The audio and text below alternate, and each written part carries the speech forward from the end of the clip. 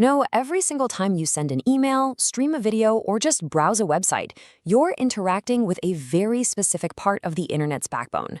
Today, we're climbing all the way to the top of that structure to explore Layer 7, the application layer. Let's dive in and see what it's really all about. So let me ask you a quick question. When you open up your browser, type in a website, and smack that enter key, everything just works, right? But what's actually happening behind the curtain? Which piece of this whole complex networking puzzle are you, the user, directly shaking hands with? That's right, it's Layer 7, the application layer. The name kind of gives it away, doesn't it? It's the one layer that's built to directly serve the applications you and I use every single day. You could almost think of it as the internet's friendly front desk, the one that greets your software and helps it get what it needs from the network. All right, so here's our game plan. First, we'll nail down what the application layer actually is. Then, we'll jump into its main jobs and the protocols that make it all happen. We'll walk through a real-world example to make it stick. And then, and this is a big one, we'll look at it from a security and troubleshooting perspective. So, first things first, let's get a really solid handle on this. What in the world is the application layer? Sitting right at the very top of the OSI model, we find the application layer. Its whole reason for being is to act as the go-between for the software on your computer, your browser, your email client, and the actual network. It's the piece that takes what your app wants to do and translates it into a language the network can understand. Now, this is a super important distinction, so lean in for this one. The application layer is not the application itself. Chrome, Outlook, Spotify, those are the apps. Layer 7 is the set of rules and services running underneath them, the system that lets them communicate with a network. It's the bridge, not the car that drives over it. Okay, so if it's the bridge, what kind of traffic is it built to handle? Let's take a look at the key functions and the specific protocols that make Layer 7 tick. Well, this layer is a real workhorse. It's responsible for all the things we do online without even thinking about it. Downloading files, sending emails, browsing the web, even remotely logging into another machine. Basically, anytime an app needs to do something on the network, the application layer is the one that picks up the phone. And how does it do all this? It uses a whole toolkit of specific rules or protocols. You've probably seen these acronyms a million times.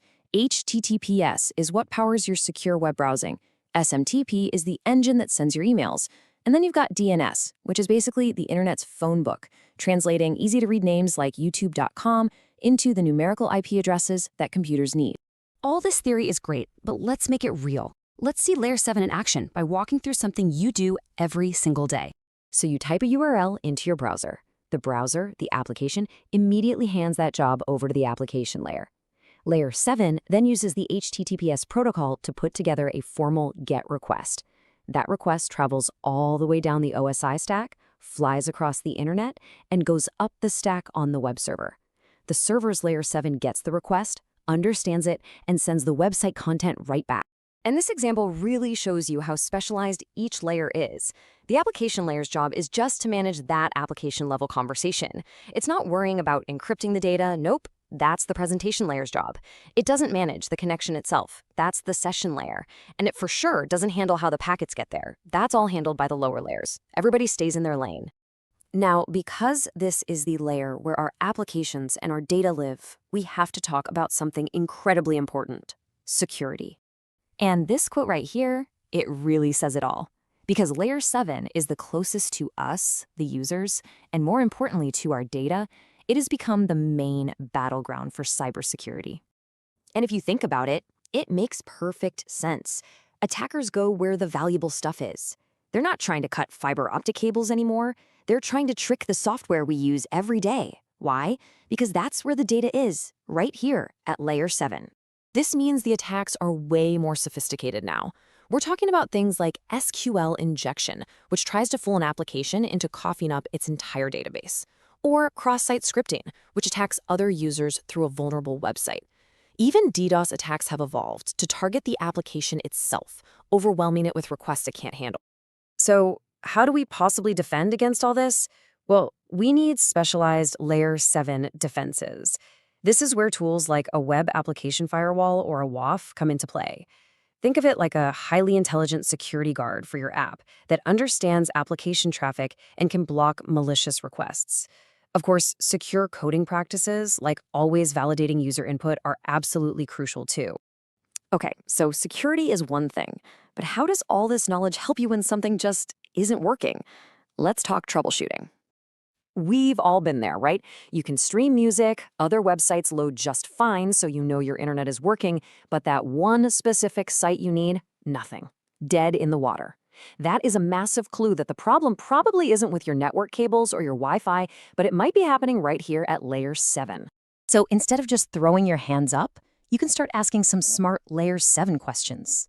First off, is the web server even online? Is the DNS pointing to the right IP address? Remember, DNS is a Layer 7 protocol, so a bad configuration can stop you dead. Or, hey, maybe it's as simple as a typo in the URL. These are all application layer problems. Whew, we have covered a lot of ground, from the basics to how it works, all the way to security and troubleshooting. Let's do a quick recap of the most important takeaways. All right, so if you remember anything, remember this. Layer 7 is our direct interface with the network. It provides all the critical rules and protocols our apps need to function. Because it's so close to our data, it's a huge target for attackers. And finally, it's one of the first places you should look when you're trying to figure out why something isn't working. So what's next? Well, our journey down the OSI stack continues. In our next explainer, we'll drop down to Layer 6, the presentation layer. We're going to see how it acts as the network's universal translator, handling all the data formatting, compression, and even encryption.